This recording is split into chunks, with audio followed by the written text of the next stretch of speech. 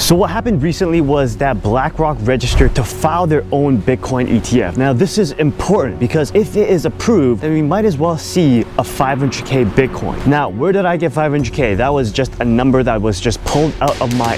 But if this ETF gets approved and BlackRock can sell the Bitcoin ETF, then Bitcoin might very well become unreachable to the average investor like you and I. And here's the thing, throughout all of 2023, what I've been waiting for Bitcoin to drop so that I can pick up a little bit more, right? But if this Bitcoin ETF actually goes through, getting one Bitcoin might be just a pipe dream for 95% of the people out there, because a Bitcoin worth 500k might just well become reality if this Bitcoin ETF goes through. So BlackRock was founded in 1988 and presently it is the world's largest asset manager with 9 trillion AUM, 70 offices in 30 countries and clients in 100 countries.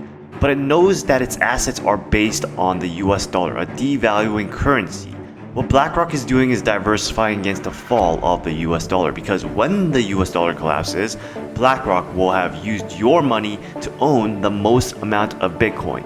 It will be one of the transporter banks in the world, and Bitcoin is the insurance against the US dollar collapse. So who are the parties behind the BlackRock Bitcoin ETF? First of all, we have the sponsor. iShares Bitcoin Trust is a Delaware statutory trust that issues shares representing fractional undivided beneficial interest in its net assets. It consists primarily of Bitcoin held by a custodian on behalf of the trust. The custodian is Coinbase, and they're going to be used for the trust's Bitcoin holdings, and this is as legit as it gets. Bank of New York Mellon is also the custodian for the trust's cash holdings, and they are a legit institution that's been around for more than a century.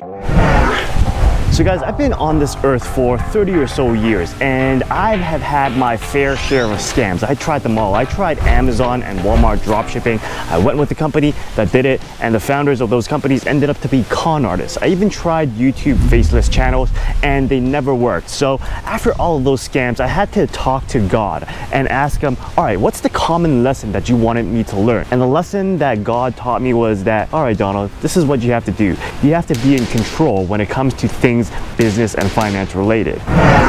So guys, being controlling is great for business and finance, but let me tell you this, don't try to control your wife or your girlfriend. It's gonna be bad for your relationship. And I'm not a relationship coach, but I guarantee, see these bars behind me, you're gonna be behind them. Before we move further on ahead, let's go through the main points of the Bitcoin ETF, because I read through the filing and the fine print, everything that's on there, the main points, they're all stacked against you. Now, I'm gonna simplify these from the legalese because I hate legalese, can't understand it. So this basically took me 1 or 2 hours to understand what they were actually trying to say. So let's go through these points simplified so that even our dog can understand it.